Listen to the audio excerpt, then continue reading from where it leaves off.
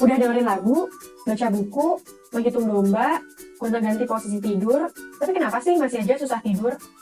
Padahal besok harus bangun dan berangkat kerja pagi-pagi nih. Tunggu dulu, kerjaan tadi tuh udah oke belum ya? Duh, kayaknya masih kurang deh. Pintu tuh udah dikunci belum ya? Tapi by the way, kenapa kemarin temenku nggak datang ya pas hangout? Jangan-jangan dia ada masalah sama aku lagi. Aduh, besok tuh aku bakal sibuk banget. Jadi ayo dong tidur, gimana sih? Ayo tidur. Ayo, apakah kamu sering overthinking sampai nggak bisa tidur? Dan apakah kamu benar-benar memiliki gangguan insomnia secara klinis? Bincang bareng Personal Growth, ngobrolin kesehatan mental. Episode 4, nggak bisa tidur terus, insomnia bukan ya? Video ini bertujuan untuk memberikan edukasi dan gambaran umum, bukan menjadi dasar diagnosis. Penegakan diagnosis hanya boleh dilakukan oleh profesional, yaitu psikolog klinis atau psikiater berlisensi. Nah, sebelum kita membahas tentang insomnia, ada baiknya nih kita tahu dulu apa sih sebenarnya gangguan tidur dari sudut pandang psikologi. Seperti namanya, gangguan tidur merupakan gangguan psikologis yang membuat seseorang tidak puas dengan kualitas maupun kuantitas tidurnya. Masalah pada tidur ini menyebabkan seseorang menjadi kurang produktif pada siang hari dan menimbulkan berbagai masalah lainnya. Ada 10 jenis gangguan tidur. Mungkin ada beberapa di antaranya kamu udah pernah dengar seperti 1. Narkolepsi, yaitu rasa kantuk berlebihan dan sulit dikontrol saat siang hari. 2. Restless leg syndrome, yaitu adanya keinginan yang berlebihan untuk menggerakkan kaki terus-menerus di malam hari.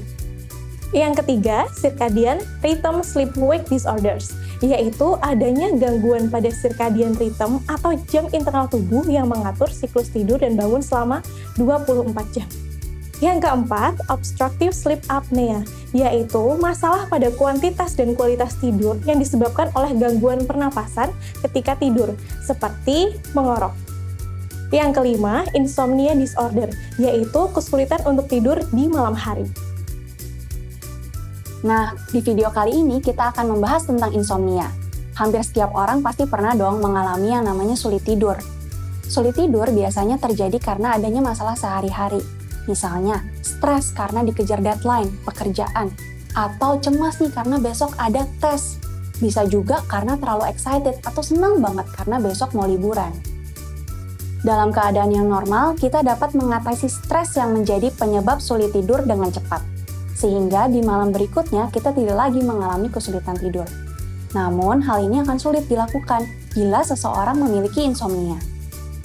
Kurangnya waktu dan kualitas tidur yang dapat disebabkan oleh 1. Sulit untuk tidur. 2. Sering terbangun di malam hari. 3. Bangun terlalu cepat. Atau 4. Tidak ada proses penyimpanan energi ketika tidur sehingga rasanya sangat lelah meskipun baru bangun dari tidur.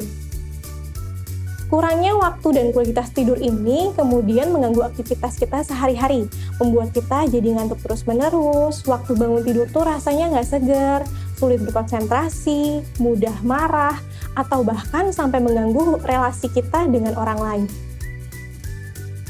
Lalu, apa aja sih gejala insomnia? Yang pertama, sulit untuk memulai tidur. Yang kedua, sulit mempertahankan waktu tidur, atau sering terbangun dan tidak bisa tidur lagi. Yang ketiga, terbangun dini hari dan sulit untuk tidur lagi.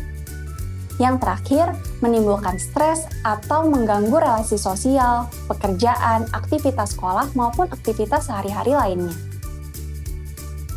Ingat nih, ada beberapa persyaratan yang harus dipenuhi untuk mengatakan seseorang memiliki gangguan insomnia, yaitu 1.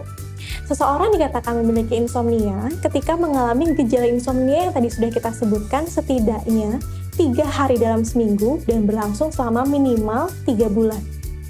Yang kedua, meskipun orang tersebut sudah memiliki kesempatan tidur yang cukup, misalnya sedang tidak sibuk atau tidak mengejar deadline, dia tetap mengalami gejala insomnia.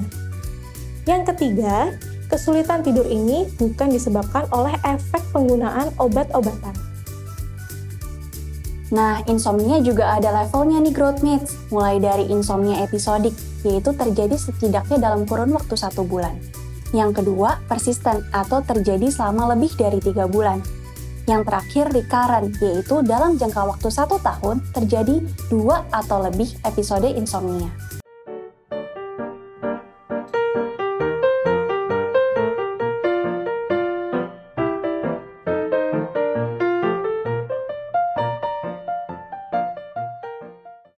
Sampai jumpa di video berikutnya ya Growthmates.